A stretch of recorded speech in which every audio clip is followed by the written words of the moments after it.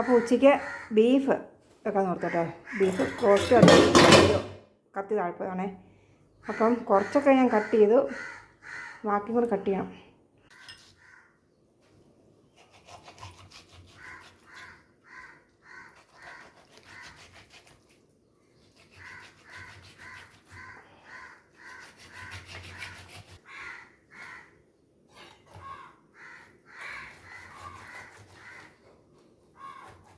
അപ്പം beef roast ചെയ്യാൻ വേണ്ടിയിട്ട് സവോള, കൊച്ചുള്ളി, കൊത്ത പച്ചമുളക്,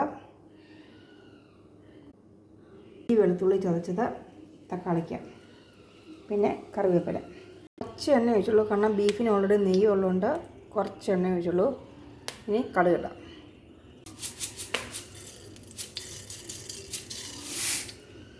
കടുകൊക്കെ നന്നായി പൊട്ടി തേങ്ങ കിട്ടും. ഇതിലേക്ക് ഇഞ്ചി വെളുത്തുള്ളി ചതച്ചിടുക.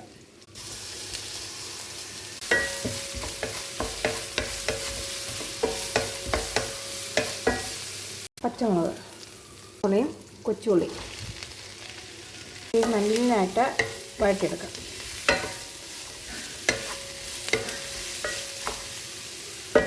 ശേഷം ഉപ്പിട്ടു, കുറച്ച് മഞ്ഞൾപ്പൊടി, ഒരു കളർ വരാൻ വേണ്ടിയിട്ട്, കറിവേപ്പില.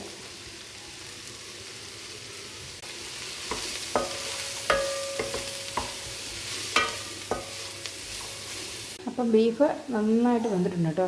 രണ്ട് തക്കാളിക്ക ചേർക്കണം. ഇതെല്ലാം കൂടി നന്നായിട്ട് വഴറ്റിയെടുക്കാം.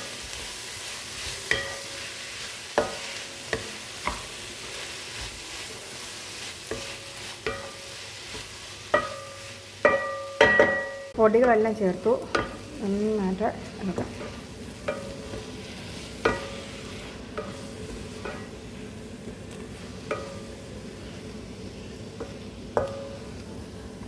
ഇതിലേക്ക് ബീഫ് ചേർക്കാം.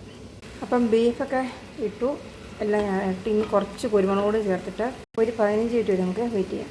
കുറച്ച് സവാളയും കൂടെ ഞാൻ ഇതിൻ്റെ മുകളിലിടുവാണ്, അതിലൂടെ കരിയാപ്പിലയും കൂടെ. അപ്പോൾ ഇതൊരു എല്ലാം കൂടെ മിക്സ് ചെയ്ത് ഒരു 15 മിനിറ്റ് കഴിഞ്ഞൊരു 20 മിനിറ്റ് നമുക്ക് നന്നായിട്ട് ഇളക്കി കൊടുത്തുകൊണ്ടേ ഇരിക്കും. അടി പിടിക്കാതെ ഇളക്കി കൊടുത്തുകൊണ്ട്. അപ്പോൾ എല്ലാവരും ഒന്ന് ഇതുപോലെ ഒന്ന് ട്രൈ ചെയ്ത് നോക്കണം കേട്ടോ. എല്ലാവരും വീഡിയോ ഇഷ്ടപ്പെട്ട എല്ലാവരും ലൈക്ക് ചെയ്യണേ.